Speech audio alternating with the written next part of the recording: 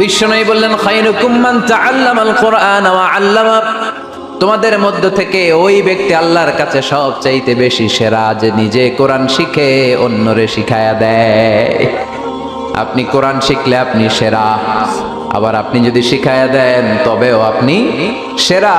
এজন্য কোরআন শিখানোর চেয়ে শ্রেষ্ঠ কাজ হয় না। আপনি যদি কাউরে শুধু সূরা ফাতিহাটা শিখান, কোন সূরা, ওই লোক যতবার জীবনে সূরা ফাতিহা পড়বে তার একটা পার্সেন্টেজ সওয়াব আমলনামায় আপনার আছে না নাই?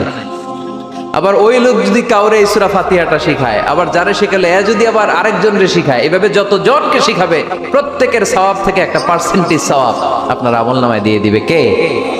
এজন্য কোরআন শিখবো, শিখাবো, শিখবো, শিখাবো। যারা কোরআন জানি না, কোরআন জেনে মরবো। No excuse will be granted that day. সেদিন কোনো অজুহাত আল্লাহ গ্রহণ করবে না। সব পারো, কোরআন পারো না কেন? সবই তো পারো। হিন্দিতে কথা বলতে পারো, ইংরেজিতে কথা বলতে পারো, কোরআন পারলা না কেন? কোনো মাফ করবে আল্লাহ? না।